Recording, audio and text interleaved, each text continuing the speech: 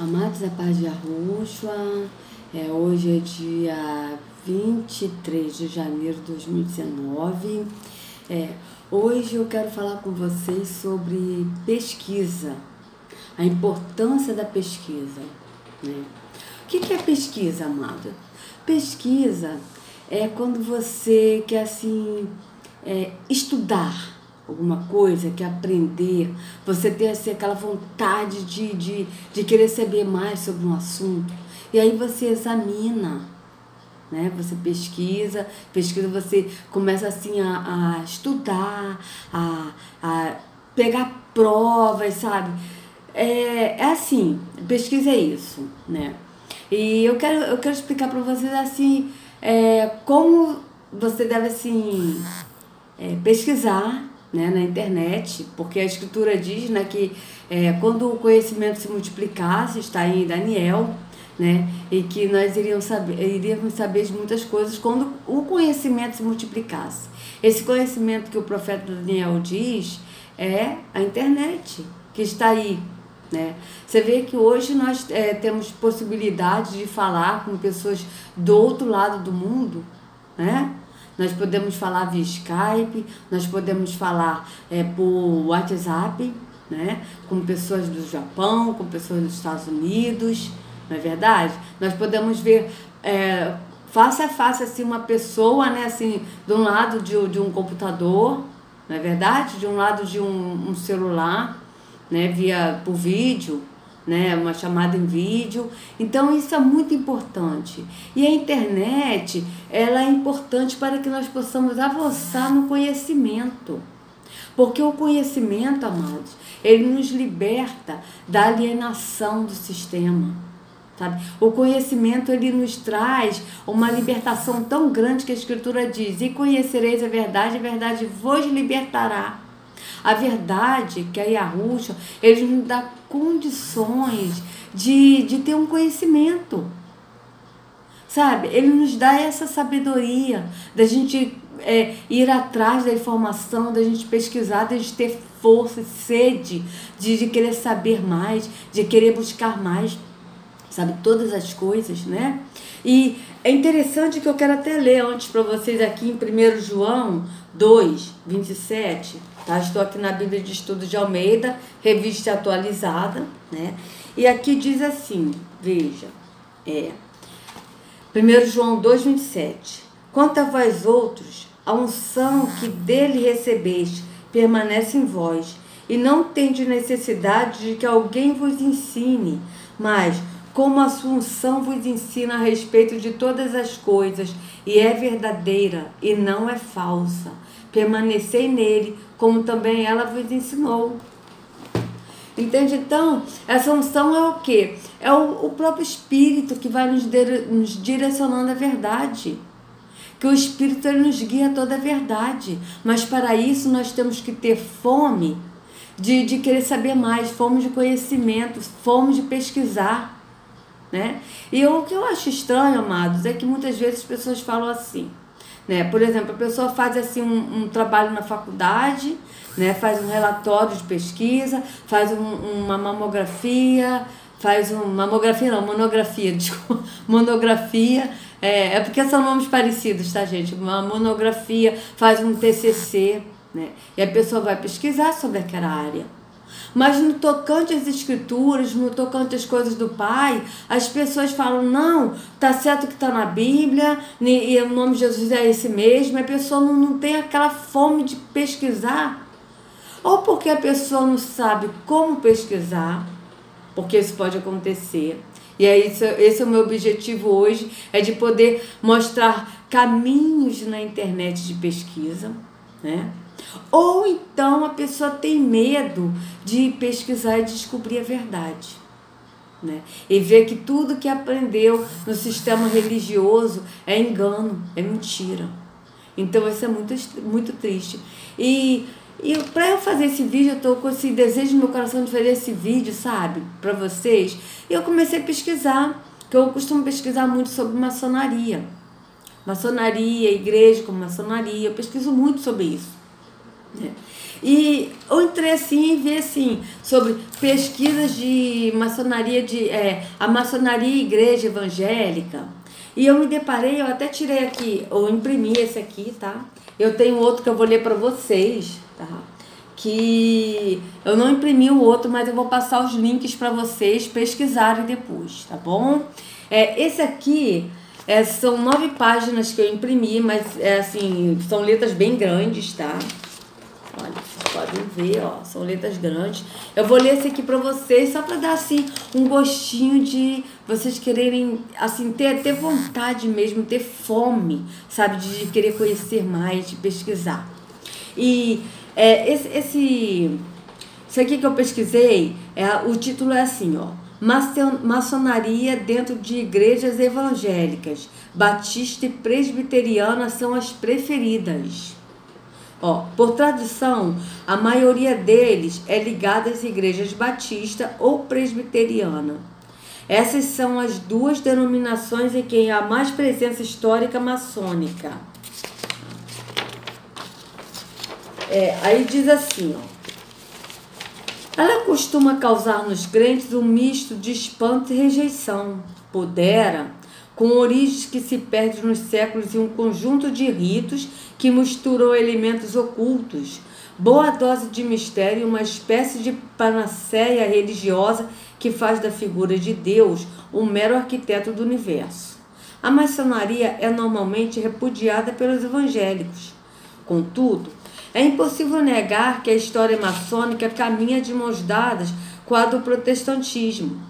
Os redatores do primeiro estatuto da entidade foram o pastor presbiteriano James Anderson, em Londres, na Inglaterra, em 1723, e Jean Desaguliers, um cristão francês.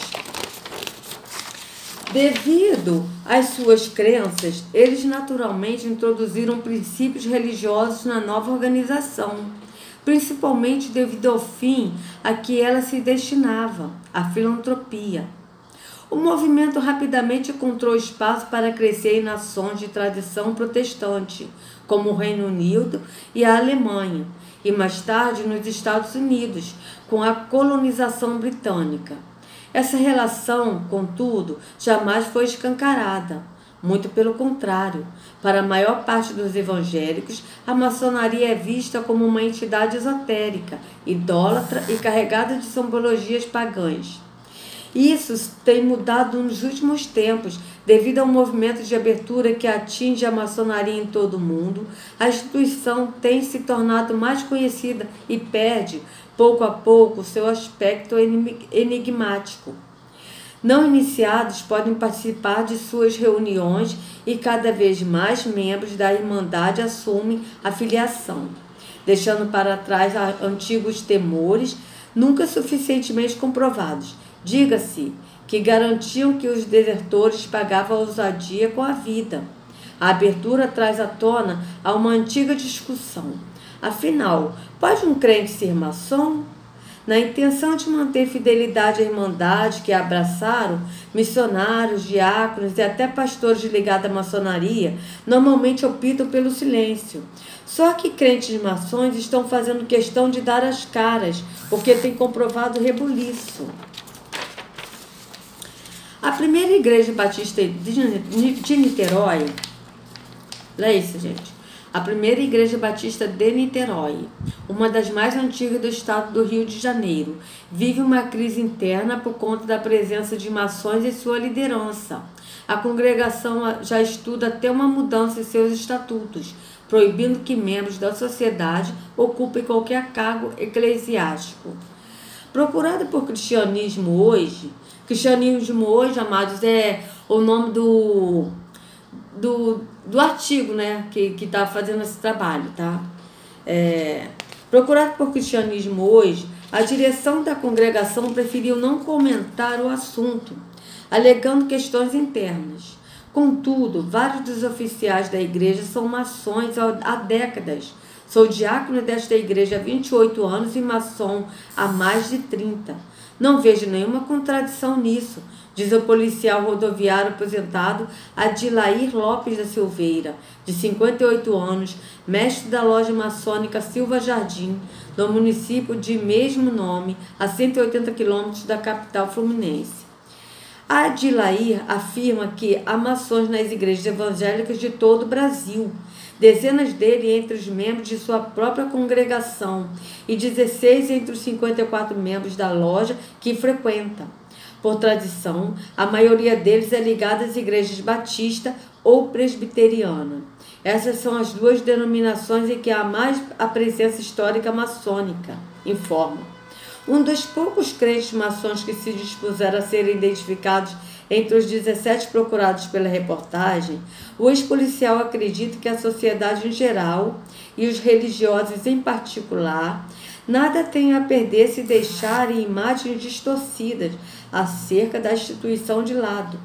Há preconceito porque há desconhecimento. Alguns maçons que queriam criar uma aura de ocultismo sobre eles no passado, acabaram forjando essa coisa de mistério.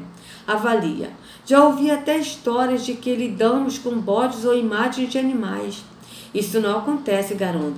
Segundo Adilair, o último mistério que existe de fato diz respeito a determinados toques de mão, palavras e sinais com os quais os maçons se identificam entre si.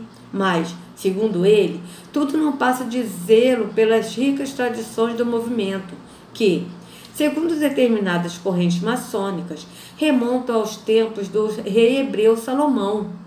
E também para relembrar tempos difíceis. São práticas que remontam ao passado, já que nós, maçons, fomos muito perseguidos ao longo da história.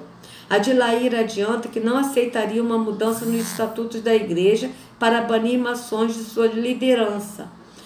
Tanto que ele e seus colegas de diaconato que pertencem ao grupo preparam-se para, se for o caso, ingressar na justiça, o que poderia desencadear uma disputa que tende a expor as duas partes em demanda. Eles decidiram encaminhar uma cópia da proposta do regimento ao presidente do Tribunal da Justiça do Rio de Janeiro, desembargador Luiz Vetter.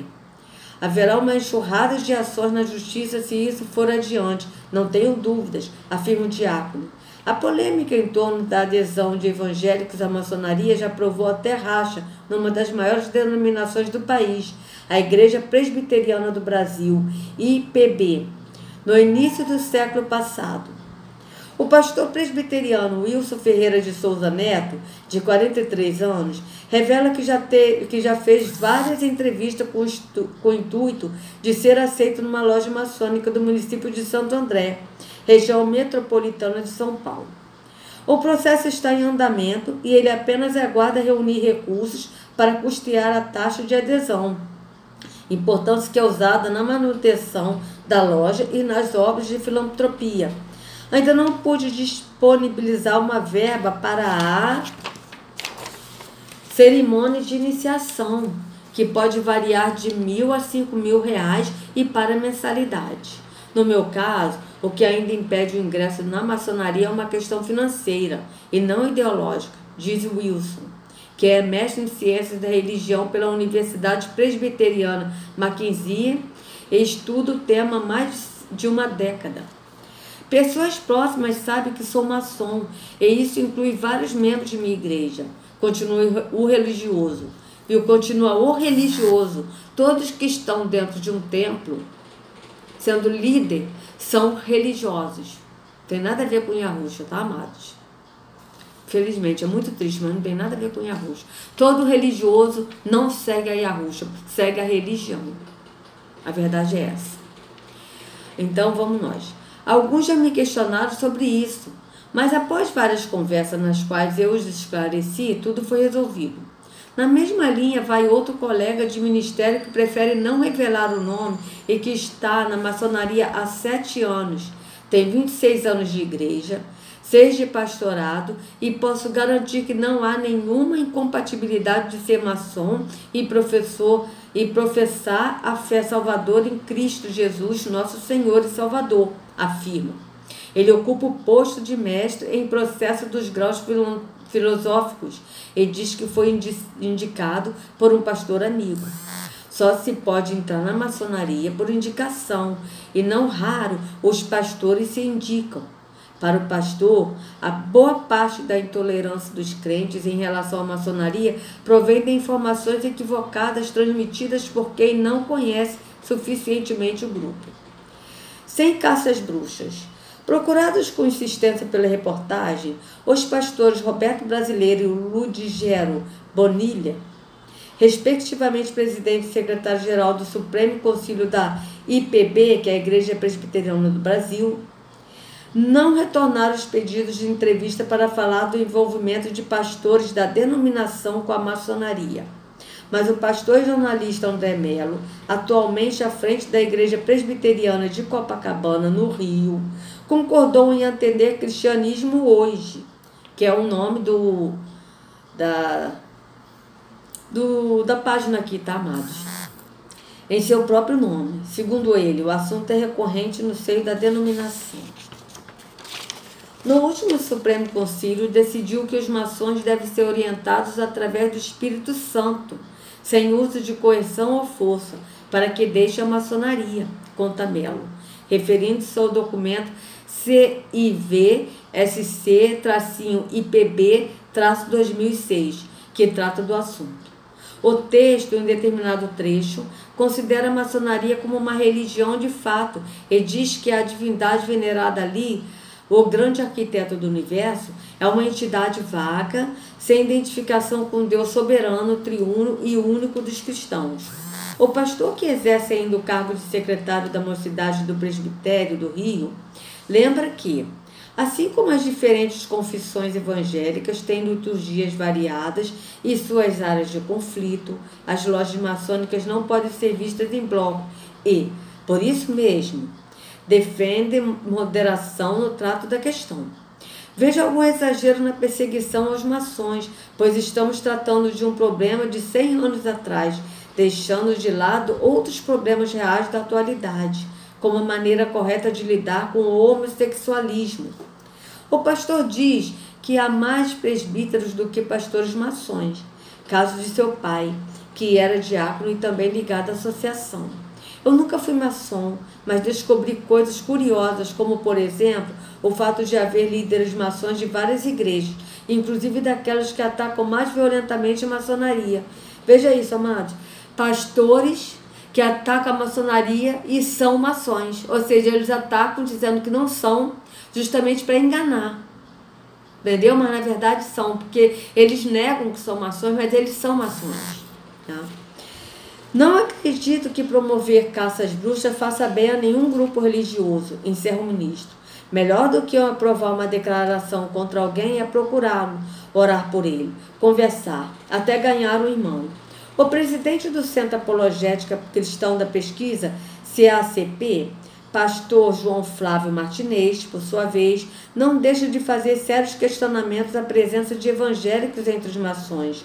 O fato é que, quando falamos em maçonaria, estamos falando de outra religião, que é totalmente diferente do cristianismo.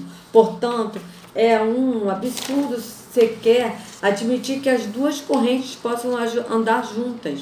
Lembrando que as origens do movimento estão ligadas às crenças misteriosas do passado. Martinez lembra o princípio bíblico de que não se pode seguir a dois senhores.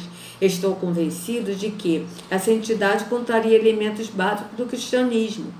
Ela se faz uma religião à medida que adota ritos, símbolos e dogmas emprestados, muitos deles do judaísmo e do paganismo, concorda o pastor batista Irland Pereira de Azevedo. Aos 76 anos de idade, um dos nomes mais respeitados da denominação no país, Irland estuda o assunto há mais de 3 décadas e admite que vários pastores de sua geração têm ou já tiveram ligação com a maçonaria, mas não tem dúvidas acerca de seu caráter espiritual. Essa instituição contraria os mandamentos divinos ao denominar Deus como o grande arquiteto e não como criador, conforme as Escrituras. Embora considere a maçonaria uma entidade séria e com excelentes serviços prestados ao ser humano ao longo da história, ele a desqualifica do ponto de vista teológico e bíblico. No meu ponto de vista, ela não deve merecer a lealdade de um verdadeiro cristão evangélico. Entendo que em Jesus Cristo e em sua igreja tem tudo o que preciso como pessoa. Uma doutrina sólida, uma família solidária e razão para viver e servir. Não sou maçom porque minha lealdade a Jesus Cristo e sua igreja é indivisível, exclusiva e inegociável. Ligações perigosas. Crentes reunidos à porta do templo da IPB. IPB é Igreja Presbiteriana Independente. Tá? Nos anos 1930, a denominação surgiu por dissidência em relação à maçonaria. As relações entre algumas denominações históricas e a maçonaria no Brasil são antigas.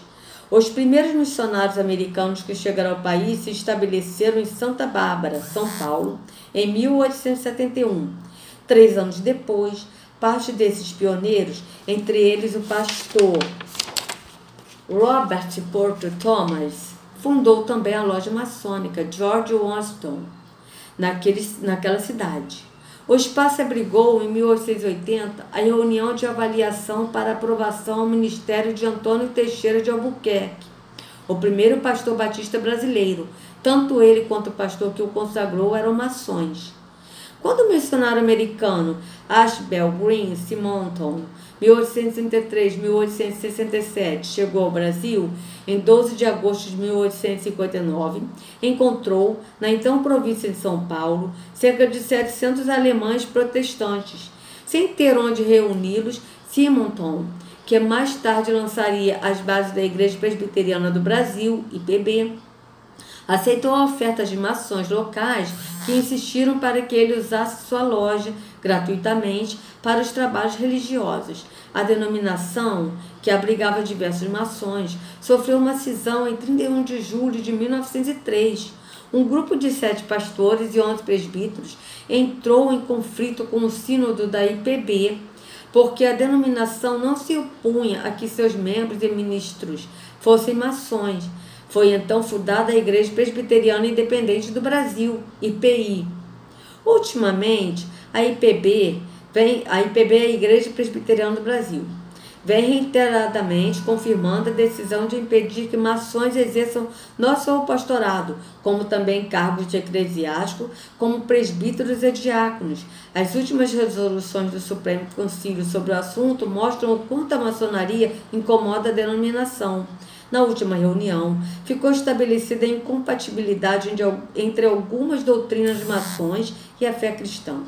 Ficou proibida a aceitação como membros da comunhão da igreja de pessoas oriundas da maçonaria, sem que antes reunisse a confraria, e a eleição ao oficialato de candidatos ainda ligados àquela entidade.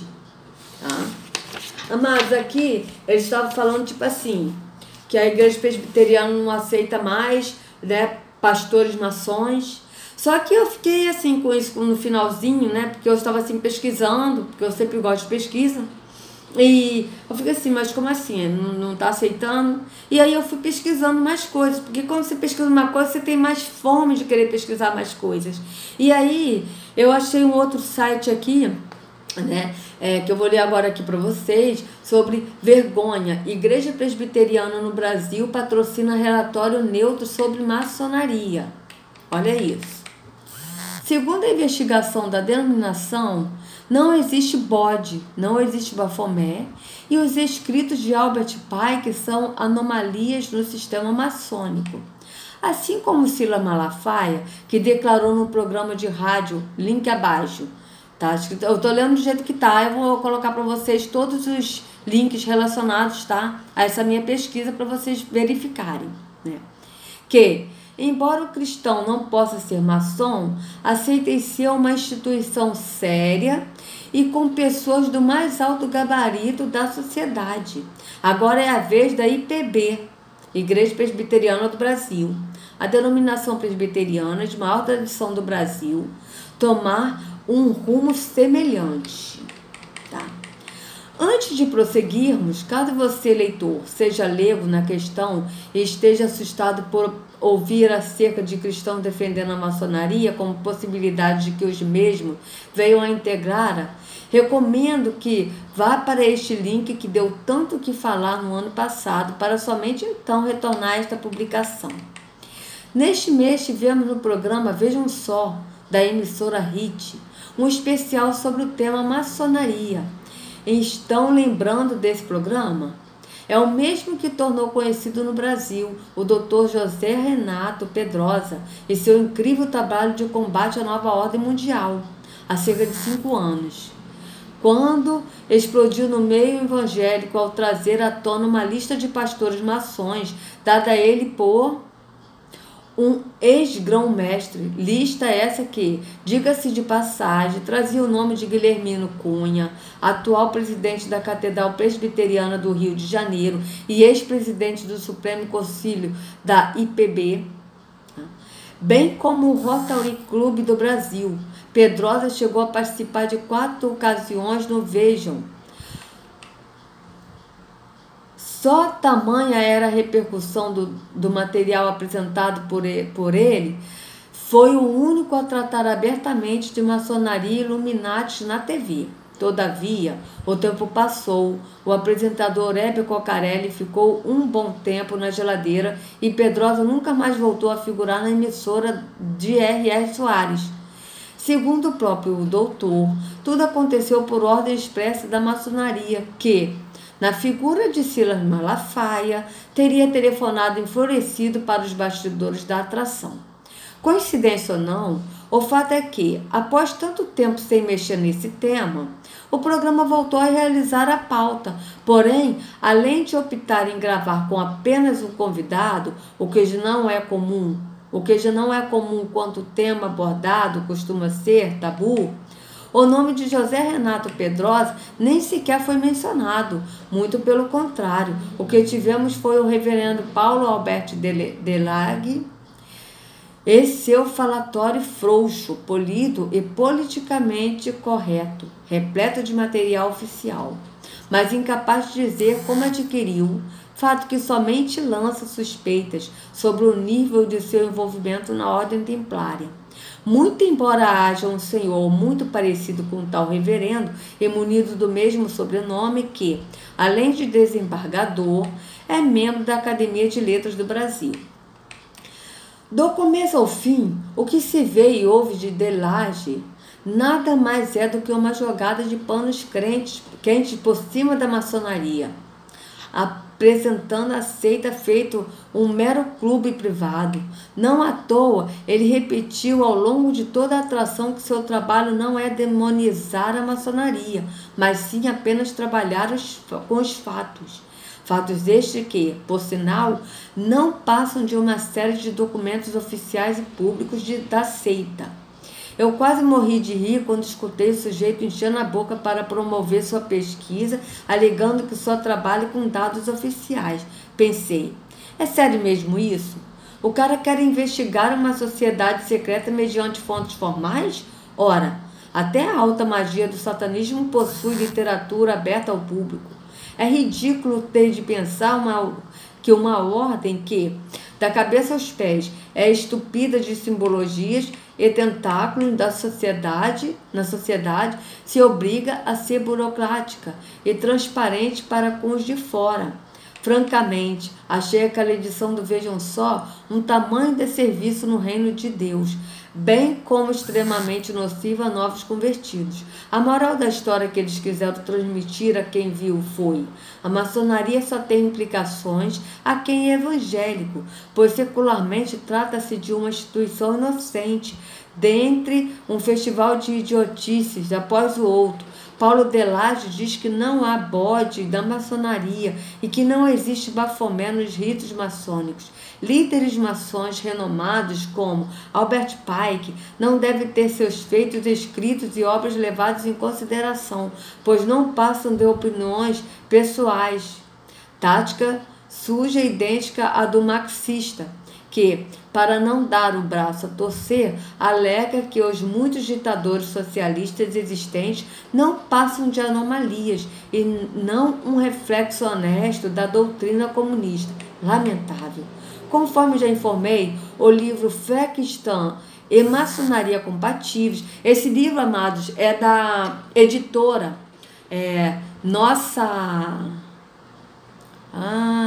Nossa Missão. Eu, inclusive, investiguei essa editora é da Igreja Presbiteriana. Tá? Então, eu vou até mandar os links para vocês também, de toda a minha pesquisa, eu vou mandar o link. Tá? Então, aqui, ó, conforme eu já informei, o livro Fé Cristã e Maçonaria Compatíveis é uma obra realizada com a bênção da Igreja Presbiteriana do Brasil. Não somente isso, mas o livro reflete também a posição oficial adotada nos recentes concílios da denominação. Uma postura covarde, parecida com um cristão recém-convertido que se recusa a queimar seus antigos livros de bruxaria por considerá-los de algum valor cultural. Não serve para mim, mas serve para os outros. É assim que funciona a mente de quem lidera a IPB. Então quer dizer que temos aqui um acordo entre as duas instituições do tipo: deixe-nos limpar a nossa barra e prometeremos fazer isso sem sujar a de vocês? Um jogo de comadres, digno de quem possui entre seus membros figurados influentes pertencentes à maçonaria. Tá? Esse aqui também eu vi essas duas reportagens, né? E nisso eu comecei a pesquisar também no YouTube. E eu vi, gente, eu vou mandar para vocês sobre o reverendo Augusto Nicodemos. Porque assim, como estava falando mais da igreja presbiteriana, primeiro começou com a igreja batista e presbiteriana. Embora, amados, não se engane, todas as denominações são maçônicas. As igrejas evangélicas, quanto as igrejas católicas, elas são uma maçonaria oculta, que adora o Deus da maçonaria. São os mesmos. Só que os evangélicos, os católicos não têm noção disso, eles não sabem disso. Tá? E todas elas têm ligações com a maçonaria. Vocês podem pesquisar símbolos maçônicos, eu inclusive pesquisei, eu vou mandar link para vocês de símbolos maçônicos nas igrejas, nas bíblias, tem até bíblia com símbolos maçônicos, entendeu? Com símbolos de ocultismo, né? E aí eu pesquisei sobre esse reverendo, que eu não sabia nem que ele era da igreja presbiteriana, porque eu já ouvi falar no Augusto Nicodemos, mas eu fiquei assim, de qual igreja ele é? Porque eu vi assim, eu estava pesquisando sobre a presbiteriana, me chamou mais atenção essa igreja, e aí veio assim o Augusto Nicodemos, quem é esse? Porque eu sabia que ele era um pastor, mas não sabia de onde, até que eu descobri. E ele defendendo a maçonaria. Eu vou passar para vocês o link dele defendendo a maçonaria, tá? Isso tudo eu vou passar. E aí eu comecei a investigar também sobre a vida de Augusto Nicodemos, né? E comecei a pesquisar sobre a igreja. Então, amados, isso tudo eu estou falando para vocês porque contra fatos não há argumentos, tá? E a internet está aí para isso. E como o próprio profeta Daniel disse, tá, que nos últimos tempos, quando o conhecimento se multiplicasse, ou seja, o conhecimento que ele estava dizendo é a internet, onde você tem todo o direito de pesquisar e de encontrar as informações que você quer. E na internet você vai conseguir isso fácil. Tá? Então, o que acontece? Você pode pesquisar sobre várias coisas. Eu comecei a pesquisar sobre essa igreja. Você pode pesquisar as origens das igrejas. Vocês vão descobrir que quem trouxe as igrejas para cá foi a maçonaria. Entendeu? A maçonaria é que trouxe. Então, todos os ritos, todas as formas pagãs, a maçonaria que trouxe essas práticas pagãs para o cristianismo. Tá? Na pessoa de Constantino, porque o Constantino também era maçom. Se você pesquisar a vida de Constantino, você vai ver que ele era maçom. E ele adorava Mitra, o deus Sol persa. né? E ele disse que viu uma cruz com fogo e aí ele se converteu ao cristianismo. Mentira, amados. Ele não se converteu ao cristianismo. O que estava acontecendo naquela época em Roma é que Roma ela estava assim com problemas políticos. E aí, para eles não ficarem pior para Roma, eles resolveram entrar assim com um sistema religioso. E daí ele foi e fez assim o protestantismo, que é o protestantismo não, o cristianismo, tá? Que abriu essa religião, o cristianismo, porém, ele abriu esse cristianismo adorando o deus Sol Mitra, que vocês podem pesquisar, inclusive, vocês colocam assim, padre católico falando que Jesus é Deus Mitra, no YouTube, vocês vão achar. Padre falando, eles já estão falando a verdade, que os deuses que a igreja católica, a igreja evangélica pregam e adoram é Mitra, o Deus Sol invicto, não é Yahusha. Yahusha não é adorado, tá? Né? Nesses lugares. É lógico que tem pessoas que não sabem e que acreditam que estão adorando o verdadeiro Salvador. Tá? Mas na verdade eles não estão. E a maldade desses líderes religiosos, maçons, que sabem da verdade, são teólogos que sabem, eles sabem que Jesus é um e que é falso e que é um defunto e que é Hermes, é o mesmo, e que é Mitra, tá? Esse mesmo é o mesmo Jesus que tem vários nomes adorados, entende? E não é Yahusha. Eles sabem que Jesus é um e Yahusha é outro. Eles sabem que Yahusha é preto e Jesus é branco, e daquela imagem, né, da igreja católica, que todo evangélico, se alguém perguntar, falar de Jesus, vai ver a imagem da igreja católica. Eles sabem disso tudo. Entende, amados? E aí vocês pesquisem sobre templos maçônicos, comparando com templos evangélicos, vocês vão ver a igreja universal, tá? Inclusive, até pesquisei a Igreja Nova Vida, a qual eu fiz parte. Se você pesquisar, vocês vão ver a cruz celta. A cruz celta é uma cruz satânica de ocultismo. E está lá na Igreja Nova Vida da Catedral, no Recreio dos Bandeirantes, no Rio. E tem também na Igreja Nova Vida de Realengo, no Rio. Essa cruz é uma cruz com um círculo no meio. É a chamada cruz celta. Então vocês veem que todas essas igrejas, elas são ligadas à maçonaria. Mesmo a igreja que às vezes não sabe, que são igrejas pequenas e que tem um pastor ali simples que está enganando por estar enganado, na sinceridade. Mas mesmo ele está nessa prática, por quê? Porque essas práticas pagãs vieram da maçonaria, é só vocês pesquisarem. Então, o meu desejo é que vocês pesquisem, que vocês tenham assim essa fome, essa vontade de querer realmente pesquisar e, sabe, amados, porque o conhecimento nos liberta. A Escritura diz, conhecereis a verdade vos libertará. Então, quando você tem o conhecimento, você é liberto da alienação. Você passa a pensar. Porque o problema das pessoas hoje, amado, é que as pessoas, elas têm assim, tipo, eu estou pensando, eu tenho meu pensamento, só que as pessoas não pensam. Elas simplesmente são guiadas a pensamentos que já foram formados no seu subconsciente, no seu inconsciente, que já estão arquivados no seu inconsciente. E elas pensam que pensam. Mas quando você começa a pesquisar e a descobrir as coisas, você vai começando a ter mais gamas de informações, e isso vai gerando imagens. Porque conforme você vai lendo, você vai tendo palavras. Nisso, o teu consciente está lendo palavras. Isso aí vai gerando imagens no teu inconsciente, no teu inconsciente, no teu subconsciente, vai gerando a imagem.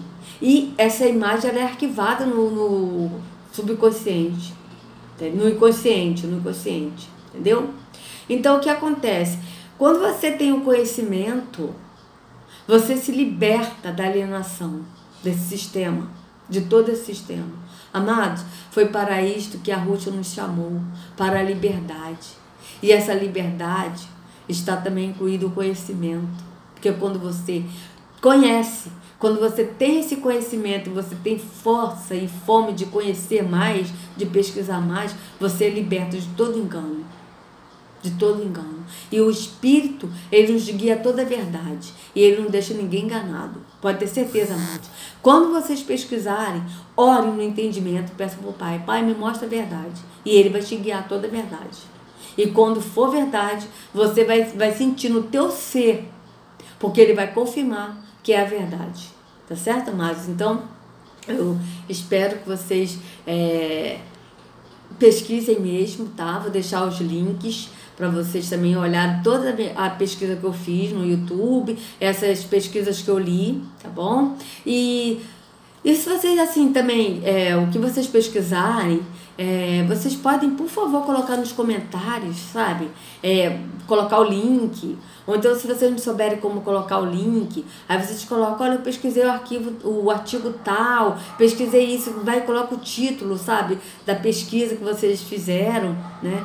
E fala, olha, isso aqui eu achei interessante, fala o que você achou, sabe?